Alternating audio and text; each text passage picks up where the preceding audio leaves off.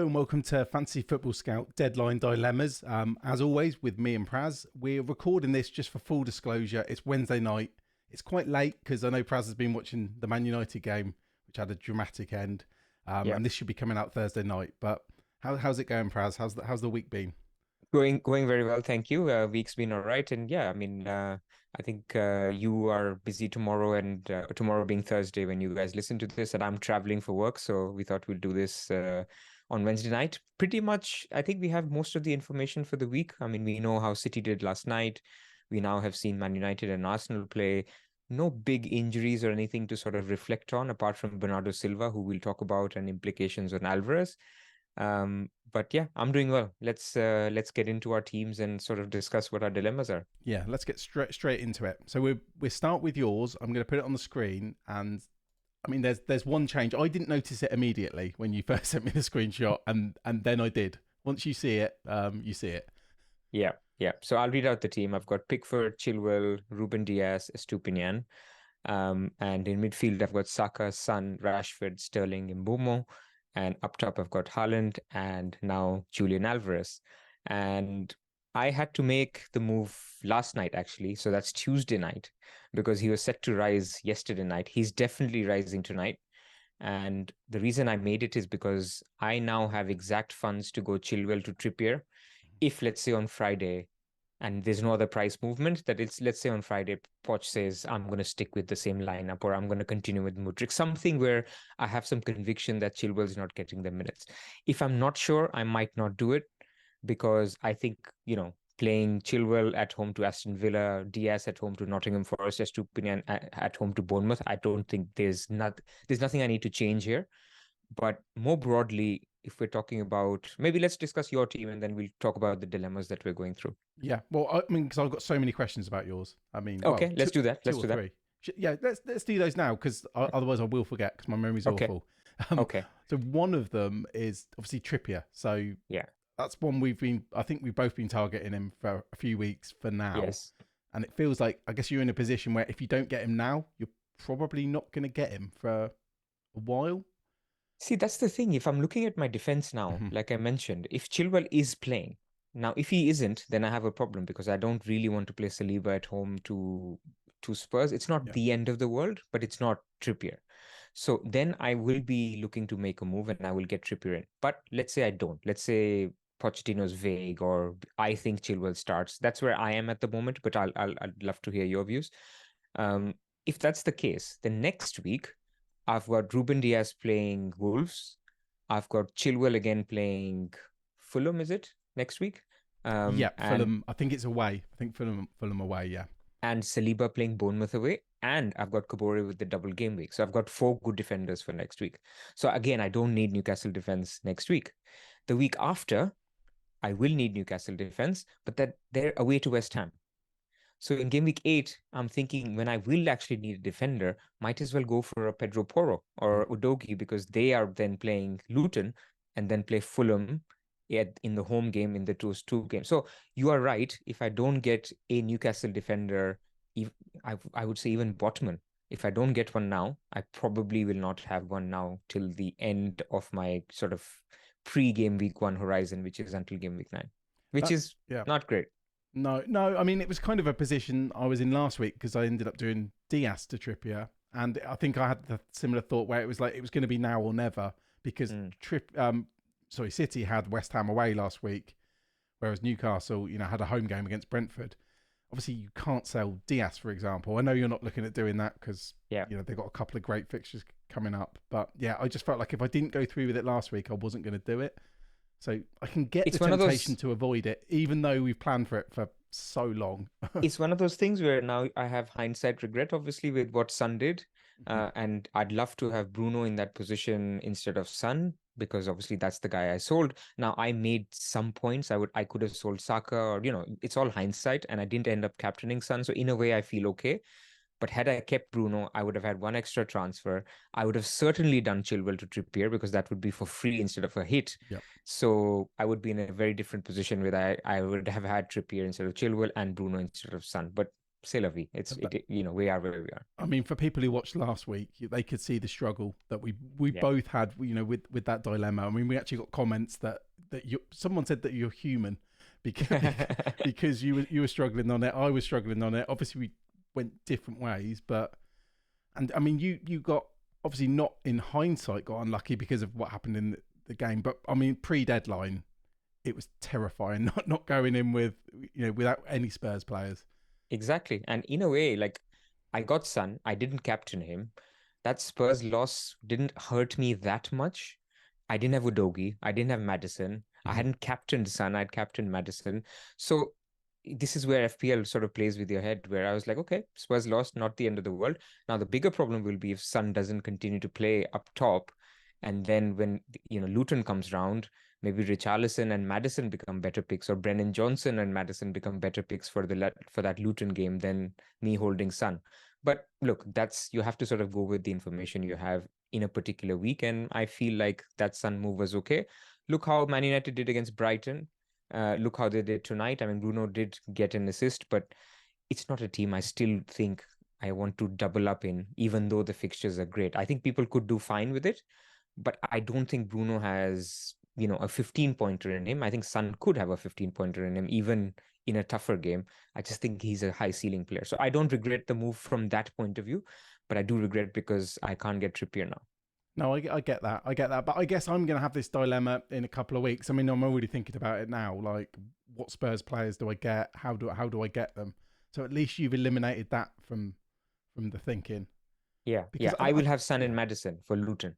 Well, yeah, exactly. And I think even if, let's say you just had Son and he was playing on, let's say he was back playing on the left, I wouldn't say that Maddison's a better pick. Maybe they'd be closer. You see what I mean? I'd never see Son as a bad pick. Not that you were saying that. So, I mean, honestly, if I'm sitting in game week 8 and I see that Richarlison's getting all the starts again and he's doing well, I have no issues doing Saka to Maddison and Sterling to Richarlison. I'll have 2 free transfers if everything goes to plan. So I could have Son, Richarlison, and Maddison for Luton away. No problem. I can do that. I'm dead ending my team anyway for game week 10 wildcard. So getting those 3 guys in for Luton away and Fulham at home in game week 9, I think that's decent upside. Yeah, no, I agree. The other question I had from your transfer was obviously to do with Morris. So you've bought Alvarez in. I mean, does that mean you're eliminating the fact you're going to go for Morris, or? I think I have landed there. So my option was I could just save this week, and then next week I could have gone straight, Jackson to Morris and Saliba to Trippier. But then I was thinking this is the week to get Trippier. So if I wanted Trippier, I would have had to get Morris this week, take a hit to get Morris in and get Trippier in, and just didn't feel right. And so I do think Morris is a fine option. I think if people want to go there, if people have $1 million spare, let's say they could upgrade Archer to get to a Morris if they wanted to. But I'm just thinking I've got 4 transfers left now till my wildcard. I've made 1. I've got 3 left. I probably want to make those 3, 1 in defense. So like I mentioned, either a Newcastle defender or a Porro or an Udogie for Luton and Fulham, and a couple in midfield for Saka and for Sterling. It could just be, for example, Saka to Maddison. And for Sterling, this is the other thing I'm thinking about. In game week 9, Liverpool are the early kickoff. So pre-wildcard, basically, if you're looking to dead end your team, you get news that Jota is starting or Luis Diaz is starting home to Everton. That's my dead end move for Sterling. These are my sort of pre-planned 4 transfers. And I just don't have room to do an Alvarez to a Morris or wait for that. I just think the next 2 for Alvarez are good enough that I just jump on the bandwagon and then we see where we go. Is that game week 9 fixture? So that's Liverpool-Everton. Is that the one where Klopp sometimes puts in quite strange lineups, or he has done historically? Post-international break, and they also have a history of doing very badly. Last season, they had 6 games. They didn't win a single one. This one as well, game week 5, they played Wolves and they were losing, right, at halftime. Yeah. And so the narratives were coming out. Obviously, they did fine in the second half. But yeah, he hates it. Yeah, that kind of narrative's not really selling it. But no, I like that, especially with the, like you say, with you could do Morgan Gibbs-White as well, instead of Sterling. He plays Luton at home. And he's on penalties. Yeah, He's on no, 10. I like So that. there are options to I'd have funds for Bruno. I could get Bruno for Sheffield United in game week 9. So I have these sort of upside 3 transfers left, and Morris just doesn't fit there. So I want to be respectful to Morris and other people who will go there. But I just think going Alvarez, I've said goodbye to a Morris move, and I'm okay with it. And I want to hear what you think and what you're planning to do with that. Yeah, no, I mean, something I've been surprised about this week has been, I think Jackson people picked, and I was quite jealous of Jackson, especially in the week that he scored, obviously. But I was quite surprised that people haven't seen it through, as in it's so close to the end of the good fixture run. I know the very, very best ones are gone. So it's probably like a curve, isn't it? And at the bottom of that, we are... Yeah, Villa for me is not a good fixture. I would say it's a decent one. It's a home game. But you see, my problem is in terms of how we're seeing, I think they had 8 chances against Bournemouth. I do not expect, even if, in the Villa game, they score more than, I'd be surprised if they scored more than 2. I would say base case, they score 1 goal. So either they win 1-0, it's a 1-1, or they lose 2-1. That's just my perception of Chelsea at the moment, given how they've done against Bournemouth, Nottingham Forest. So if I'm expecting a goal, then it's not really something that I want to hold. And if I held Jackson this week, I'd probably sell him for Morris next week anyway. So I wasn't really thinking of it as I have a block of 3 games with Jackson. It was basically I've had him for the 3: Luton, Nottingham Forest, Bournemouth. Do I want to hold him for 1 more and then shift to a Morris, use a transfer there? Or do I want to just get Alvarez now, play him for the next 4, ride this upside bandwagon with Pras, with him doing well in the team? He scored a couple of goals last night. So you can see that, there's we talked about this in the previous deadline dilemmas of outside of data, outside of stuff. There is still some tangible stuff that you can't really quantify. And that is that, look, Alvarez is looking much more nailed in the team. So his minutes are going up. His chemistry with Haaland is getting better. You saw in the Champions League, I mean, he was also shooting. Yeah. So why not? I mean, it's a little bit of old school FPL where there's a bandwagon and you think it makes sense and you have a transfer spare. The guy is cheaper than the one you own, and the guy you own is out of form. And yeah, sometimes it's okay to do that. I think the price rise trajectory is a really good point, because I mean, there's a good chance he's going to rise 0.3 this week. And I mean, obviously I was telling myself that, well, it doesn't matter because he's so cheap anyway. But I mean, 0.3 is 0.3 regardless of price. You're making profit on that, even if it doesn't work out. And Jackson's going to drop 0.1 below the purchase price. So he'll be probably 6.9 by the end of the week. Now, it doesn't matter. Obviously, price shouldn't dictate transfers. But I'm just thinking, same logic last week, when we were discussing Man United. Why was I selling Man United, not Saka?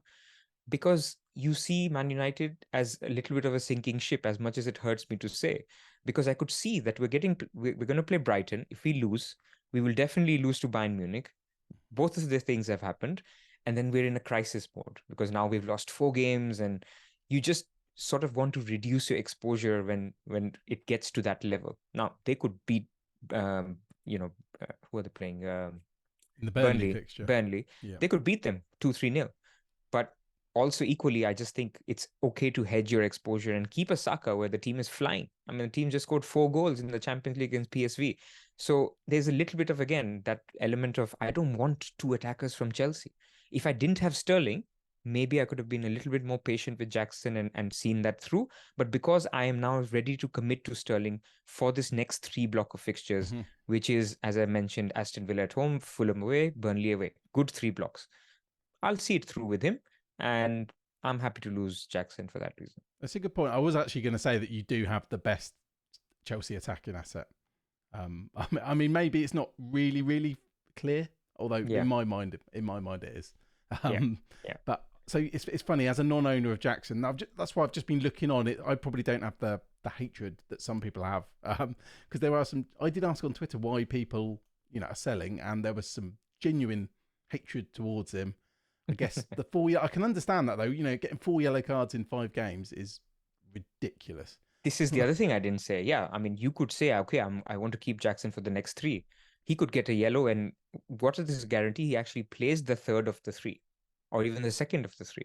So then you're giving yourself a problem where, let's say you held on to him and then the guy's suspended anyway. You're forced into getting a Morris, even though you probably plan not to do it. Because my base case move at the beginning of this was I would hold Jackson for all these three and then I get Awani at home to Luton in game week 8. I can't do that anymore because I don't trust the guy to play the next 3 games. So I think it's okay to lose him. I also think it's okay to keep him.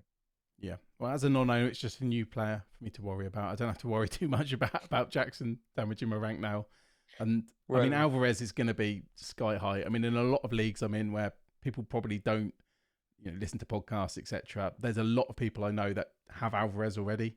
They've had him a few weeks, and I think that's partly why the average was so high. Correct. Like Alvarez has been popular. I mean, at my work, right? Some people know that I create content, and so we have a league. We have a work league, which I usually win, but I'm like 8th in it at the moment. And the couple of guys who are in my team who are leading, they're like, it's obvious. Why don't you have Alvarez? Why don't you have Salah? I mean, these are good picks. And I'm like, yeah, you're right. But yeah, sometimes we try to get the optimal or the best case, but we miss sort of what's in front of us or what we're seeing. Rightly so, because sometimes it's limited data and we're not yet believers. But I just think, home to Nottingham Forest for Alvarez. And I'm even confident that he starts. This is why I got him in, where even though City is the early kickoff, some people may choose to wait for any leaks or whatever. I just think with the injury to Bernardo Silva last night, it just makes the case that they literally have Foden and Doku as the two wingers. I know Grealish is back in training today, but he's not ready to start. He probably starts the Carabao Cup game. So I have sort of less than 1% doubt that Alvarez starts. So I just went for it because, as I said, I want to keep the Trippier option open. Yeah, sounds good. So I'll quickly show my team because I don't think I don't really have as many dilemmas this is the first week I've not had a dilemma because you don't have an injured defender. That's one of the main reasons. I mean, there's been a couple of moves I probably didn't need to do, but yeah, it's the like you say, first week I don't have an injured defender. So yeah, I've got Pickford in goal, Robertson, Trippier, and Estepinian in defence. So I'm happy with that. Rashford, Bruno. Obviously, we mentioned they got Burnley. So fingers crossed, because like you say, that could be a fire sale if any result doesn't happen. Or I was going to say if it's not high scoring, but if Man United don't perform well, I think a couple of goals. I can see a couple of goals Man United scoring. Whether you get lucky with a Bruno brace or a Rashford brace, one of them could blank. This is up to the variance gods. Yeah, and I think you're right now. You said it last week that you preferred Rashford over Bruno, and I don't think anything we saw in the last game made that more clear. Even tonight, between the two, Rashford was the more aggressive. He got the assist for the Højlund goal. Obviously, Bruno got an assist late, but that's very, very late. I mean, Bruno was basically playing in the pivot alongside Casemiro as soon as Eriksen came off. So, yeah, look, the guy's on set pieces, he's on pens. But the problem is, as long as Eriksen is on the pitch, he's getting tired, right? I mean, he had played 90 minutes before this. So the more Eriksen tires, the more Bruno has to play withdrawn because Erik ten Hag doesn't trust McTominay in that same position. So basically, if you want Bruno to be attacking, you want Mount back ASAP and Amrabat back ASAP. When's Mount back? Do we know? Mount is in training apparently, so he should be back soon. But then Mount could also play on the right side where obviously we have nobody. Pellistri played tonight.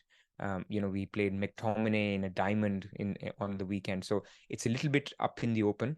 It could still be Mount playing on the right and Eriksen is still starting in the pivot. And so Bruno could still be withdrawn a little bit. It's when Amrabat is back and Mount is back when Bruno could basically be completely unleashed. But problem is that might be game week 8 already.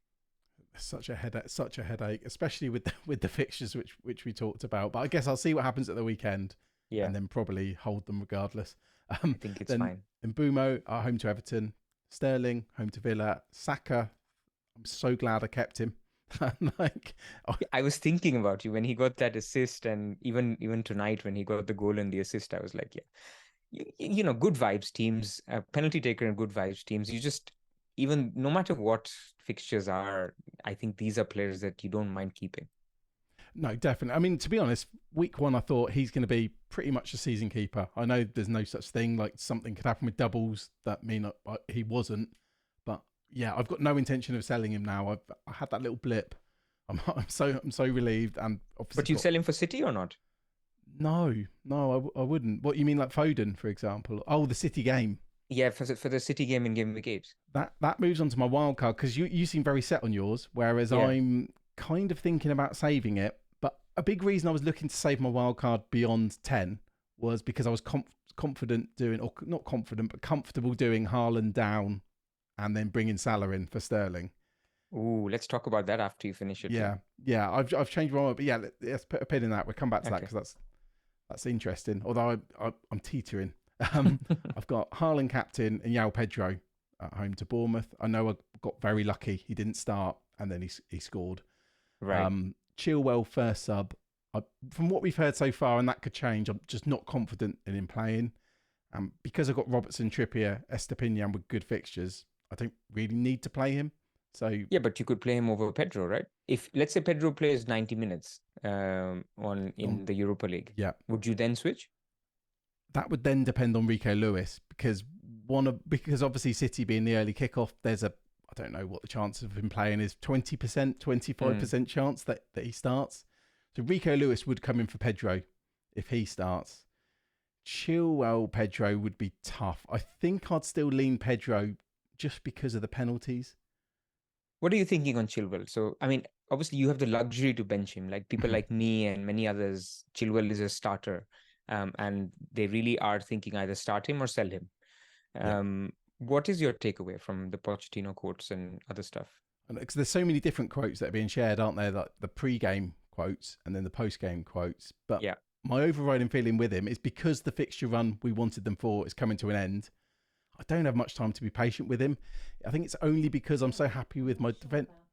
Sorry, my Siri's going off. I probably shouldn't say that word. But I'm just not that confident in him starting. I don't feel like we got enough time to, if I could leave him a week or two, but then the fixtures turn bad. Yeah. So, he's as good as gone for me. And I think if I had more problems in my team, let's say I still had like Reece James or Shaw instead of, let's say, Robertson, for example, then I think I'd no doubt be doing Chilwell to Botman. But you see no scenario in which because home to Villa, if he plays left wing, I mean, we're forgetting that this guy had great chances to do really well. So if we're sort of being a little bit more, understanding and sensitive towards Jackson, why aren't we for Chilwell? No, it's a good point. It's a good point. Maybe I'm just not that high on him, as in because it's so near the end of his run as well. Villa at home, it's a Fulham good point away, because I'm being sympathetic with Pedro's minutes as well. So why wouldn't I for Chilwell? It is a good point. I think just because in my mind he's gone, and maybe it's a bad way to play. But also with defenders, I think a big part of him, I know he's playing left wing, but a big part for him is actually being on the field to keep a clean sheet. Now, I mean, I think the odds of that aren't actually that bad at home to Villa. I mean, Liverpool kept a clean sheet. They kept Villa very quiet only, a couple of weeks ago, for example. So, just in my mind, he's gone. I just don't want to use a transfer. Yeah. Well, I mean, what odds would you say of him starting? Because it's the if. Maybe I'm less happy with defenders cameoing. I am actually thinking he starts, and I would go 75% that he starts. Because in my mind, I read the quotes as he wanted to start Mudryk in that game because he wanted to have a more attacking left winger, which Mudryk is compared to Chilwell. I know that whenever Mudryk starts, Poch has said this, he doesn't like Chilwell on the same side because they apparently run towards the same spaces. Mudryk isn't sort of smart enough to work around. Now, Mudryk had he was okay, but there were quotes that Poch said Mudryk still needs to learn. For me, typically that means, back to the bench you go. So it could be Palmer who starts. It could be Chilwell who starts back there as the left wing position, especially in a game like Villa where they need a little bit more control. It's not an easier game where you need a more attacking left winger, if you see what I mean. So I think there's a decent chance that he starts either left wing, or even if he doesn't, then Palmer starts left, or maybe Sterling moves to the left and Palmer starts right, whichever case. Then Chilwell starts left back. I don't think it's a big problem. Now, again, another quote of Poch was, I don't want my fullbacks to bomb forward too much. It confuses my attackers. Well, Chilwell is a seasoned professional who's played left back his whole life. If he doesn't want him to bomb forward, I'm sure he can, restrain himself. Shaw is an attacking fullback who plays left centre back for Man United when needed. He can restrain himself. So club captain. I mean, James is out. He's obviously vice captain, now captain. The best player, left-footed player that they have at the club. He was the fittest during preseason. I see no reason, unless there is something on the personal side that we've missed, that you just say, okay, Chilwell's out of the team because we're doing badly. What would that do to the dressing room? All these things, I don't get why Chilwell just suddenly lose his spot. No, to be honest, you put forward a good point. I just don't know what it is with defenders. I think it's having that 75% chance. I guess put it this way and turn it into a dilemma for me. Like, let's say there's a 75% chance Pedro starts and a 75% chance Chilwell starts. Oh, for sure. Okay, for you start Pedro. He's home to Bournemouth. But I think in general, for people's dilemmas, let's say their midfield is 5 and they have 2 attackers. Let's say it's Alvarez and Haaland, and they have no other attacker. So they have to play 3 defenders. One of their defenders is Kabore. The other one is, let's say, Saliba, who's playing I'm going to go back Spurs. to your team, because I think you've got this exact scenario. Exactly. That's the scenario. So you now have a choice to either do Chilwell to a Newcastle defender for a hit, or you basically say, I'm just going to bite the bullet and play Chilwell and ignore the fact that I have Ruben Dias. Other people could have a Botman or somebody else. So we're simply talking about Chilwell in isolation. That is it worth moving him on, using a transfer and dealing with that position? For example, somebody could say, I want 1 free transfer. I'd rather move Chilwell to a Newcastle defender, or I'd rather move Jackson to an Alvarez. I'm actually still thinking you just do Jackson to Alvarez, because there is more upside there, where Chilwell is still a very, very good defender if he starts left wing. See, with your team, I agree, especially because you've already done the Alvarez move. Yeah, I'd play Chilwell over Saliba or Kabore. Although, I mean, I wouldn't say it would be awful to play one of the other 2. It's not awful. No, it's not awful. And this is why I'm still hesitating. Should I do the Trippier? It's almost a curse to have the exact funds for Chilwell to Trippier, where it's in my mind all the time, because I know I want Trippier. And a lot of people won't go there because they will think, oh, Milan away game, Trippier played another 90 minutes. And I was actually hoping that Newcastle concede, so that, the whole narrative of Newcastle are still not there yet defensively. But yeah, they've kept 2 clean sheets on a bounce, so people will look at Newcastle defense a lot more. And the fact they all got bonus points, as in the main 3, all got bonus points, just to make them look even better. Correct. Because there's not been much pushback on Newcastle defender talk recently. There hasn't been. In previous weeks, there were. I mean, I was getting comments on YouTube that we're crazy for recommending 2 Newcastle defenders on a wildcard. Now everybody wants 2 Newcastle defenders. So at least my position is no, it's not worth a hit for sure. I think if you have to play Chilwell, play him. And of course, we'll see what Poch says. Although that he's not going to come and outright say anything, right? No, he's probably not. I mean, I doubt we'll get like very, very clear news. It'd be nice if he said, he's definitely benched or definitely starts. But yeah. Sometimes when there's a personal side of an issue, people can say that, he hasn't trained, or, basically they make up things to say that maybe he may not be part of the team, or he may not. So I'm sure people will ask about Chilwell, or I hope people will ask about Chilwell. What would be interesting, I mean, you mentioned earlier about you looked ahead to Man United having Brighton, and then Man United had the Champions League game, and you said, obviously the stock's going to drop. And I guess you'd have this with Chilwell. Let's say Chilwell is benched against Villa. He may be, and he definitely will come on. I think that's the other thing with them, because they're benched. I mean, half of it I've not heard of. It's a load of academy players. So Chilwell is almost certainly going to come on and get a point. So I feel like, that's going to be a fire sale, despite having Fulham away and Burnley away in the next 2. If he doesn't start again, then I'm happy to sell. Then I'm okay to say that I've got it wrong. Clearly, he's lost his spot. He's a left winger, and he prefers Palmer now as the left or right winger, and Sterling as the left or right winger. So I'm happy to do that transfer. It won't be for a hit next week, and I'll just do it and be done with it. And it doesn't really hurt me apart from this week. So let's say if Trippier really scores 9 points, I could have done it for a hit instead of getting a 1-pointer. But then Trippier could concede. So I'm hesitant to take a hit. I'd rather do it next week if I'm wrong. Yeah, the hit seems crazy to do that. I'd agree there. You just play Chilwell. And I guess it could open up an interesting scenario. Let's say Chilwell is benched. You could then next week, you could look at, say you have 2 free transfers. I don't know how many people will.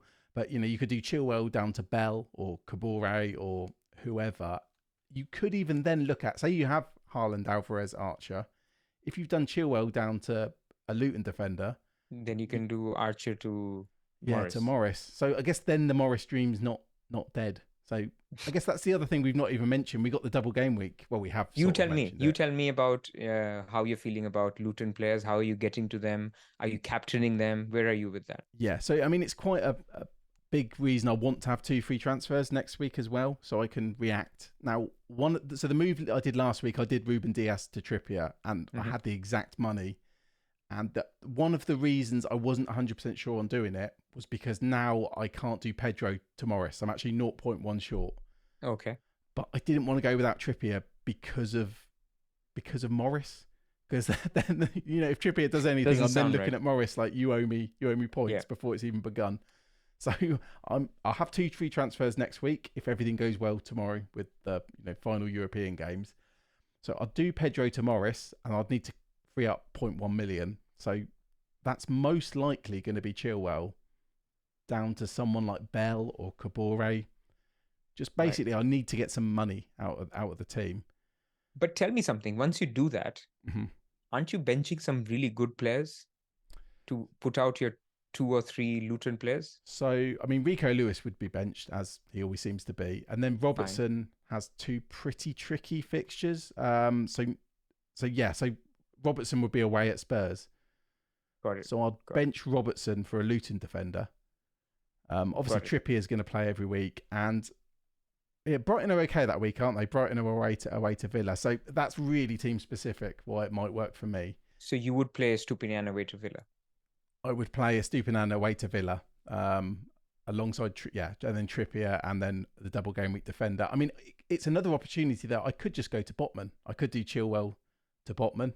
Yeah, I could if Chilwell plays. Then maybe I'll be more tempted just to keep Chilwell and I could play him. But then I've got to find the 0.1 somewhere else. So this plays into, and would you captain Morris, by the way? I don't know. So this is interesting because this links in. You know how I was saying earlier about looking at selling Haaland. It's kind of terrified me, even though I captain Haaland. The fact he's put up that XG, at the weekend, it's kind of a reminder of what can go wrong. It can go wrong, man. I mean, I know models have this move of Haaland to Watkins and upgrading some midfielder for Salah. But I mean, next week, what I'll do is, in fact, I'll make a table of the weeks and which week Salah has a fixture and Haaland has a fixture. And you tell me if you can confidently go against Haaland in at least 5 of the 8 weeks that, the models recommend that you go without Haaland. Okay. Yeah. 3 weeks. Being confident's tough. I mean, even when we were talking about Son last week, we weren't confidently saying we're by Son, we're captain Son. That was still like, I don't know. And this is not just captaining against, it's not even owning Haaland. I would be surprised if people go through with that. So there's a couple of reasons I was tempted. So the first one was, I mean, looking at possible wildcard squads, it looks so much better with just the 1 premium. But obviously, a lot of that actually relies on Man United because Rashford and Bruno, while they're great value, they are taking up quite a lot of the budget that I've got. So there's the opportunity to have, the better team is the main one. The second one is also, I kind of hate owning the player, spending a lot of money on them, and then hoping that they blank. You have to get out of that. I know. It's fine. I know. We have to look at it as our team needs to score the maximum possible. points. No, I get that, but then can I make the rest of that, the points that I lose up, by having a better squad, than other people? But will you is my question, because if you look at game week 8 onwards, there's a lot of 6.5 mids with very good fixtures. So if you were to pair a Haaland with a Eze, for me, at the moment, given what we know, that's 2 penalty takers. And instead of having Rashford and Bruno, I don't think it's close. See, I think it's me. Looking at my team, I'm quite addicted to premium defenders. So I've got ideas in my head like I could have Trent, Robertson and Salah. I know that would then block like Darwin, etc. I could just have Trent and Salah or Robertson and Salah. Maybe, I'd still want Estepinian because he's got great fixtures. He's got a little patch of amazing fixtures. Maybe I could go for cheaper midfielders because I agree. Yeah, players like Eze, I'm very happy with Mbeumo. I'm still. I mean, I wouldn't keep Sterling because the fixtures are horrific. But so I guess that point's completely moot. I wouldn't have Sterling. So I think it would be the defenders for me. I was looking at some Game Week 10 wildcards where you can actually get a Trent, Salah, Haaland, and still have a decent team. You'd actually have a three midfield 6.5. So you'd have Mitoma, you'd have Eze, and you'd have Diaby. So having those three all those three have great fixtures. And you then can afford a Trent, you can afford a Haaland, you can afford a Salah. And I don't think it's, you're sacrificing premium lights. So there's no Bruno, there's no Rashford. But apart from that, I think it's a manageable team. So let's get to it. I mean, we'll talk about wildcards and stuff when we get closer to game week 8, 9. One other point I wanted to make, actually, and it was just purely because obviously once you've wildcarded, that's it, you've wildcarded. I guess if I did, downgrade Haaland to Watkins, or it could even be Alvarez, bring in Salah, I've still then got the wildcard there to completely restructure if I've got it wrong. Fair. So, and I mean, it could go wrong very, very quickly. But I mean, it could not. And I do kind of get tempted. I do get quite excited when, I have low ownership players. I still do get that. And I do hate, and I know I should get rid of it, having a player that I want to blank when I'm spending so much money on them. Because if I'm not captaining them, it's saying I don't think he's the best player, but I'm just trying to protect a percentage of myself. No, that's not the way. At least I don't think of it this way. You have a team of 15 players. Mm-hmm. You have to think of captaining the player you think scores the most points. And if you own a player that is you think scores the second highest points that week, it's okay to own them. It's so if you look at it completely in isolation, forget about whether you're rooting for them or not rooting for them, or you think Salah in a given week scores 20 points. Or let's go back to last week. People thought Son in that week will score 15 points. Mm-hmm. Haaland will score 12 points. It's good to own Haaland if you think he'll score 12 points, even though you wish that he scores 1 so that you can benefit a little bit more. But you think, logically, the models tell you that he'll score, of course, 12 is very high, let's say 7, and Son can score 8. It's okay to have both. I don't think it's a problem at all. And the other thing is rotation. It's not like you only want to captain Salah every week. There are weeks where Haaland will be better. There's other weeks where Salah will be better. So anyway, I don't want to talk you out of it. And it's also just looking at that Arsenal away, Brighton at home, United away. I mean, maybe United away is not... United away is not difficult. No, so it's Arsenal. Brighton at home is not difficult. So it's 2 games, and Bournemouth at home in 11, that would be terrifying. So I need to have a good think about it. But this week has basically changed my mind on that a little bit. Yeah. As in I've gave my head a little wobble. And I'm genuinely not sure. I can't remember how we got to that now. Sorry? I can't remember how we got to that bit now. I mean, we've just been waffling. So I think we've talked about the main stuff, right? Have we got anything else left to talk about? I think that's the main thing. I mean, we're going to both captain Haaland, I imagine. That almost Definitely. Never feels like a debate anymore. This isn't the week to go against him. Although, if people have Salah, not bad. I think he's the second best captain this week. Yeah. I mean, people who've got Salah, I'm jealous of them. That's why a lot of people are looking, we're looking at wildcard him to get to him. Obviously, unlucky to not have 3 assists. But yeah, I don't have that many dilemmas this week. I mean, you've made your transfer already. The team looks good. I think, although I do have still the Trippier dilemma. So I'll be listening to Pochettino very closely to see where I can go. Or by the way, if in the leagues Diaz is not starting, now we know Man City, right? Yeah. If Diaz is not starting, then I could think of moving Saliba to a botman even for a hit, because then actually I need a playing defender. So this is where I'm sort of leaning, where I don't think I'm done. I've made one move, but I could possibly be taking a hit this week, which is I'm okay with. You're in a really good spot. I think the decision you've left yourself with is tough, but it's not a bad decision. As in, like, they're both, both outcomes could be good. Yeah, exactly. So I'm comfortable with that. So we shall see.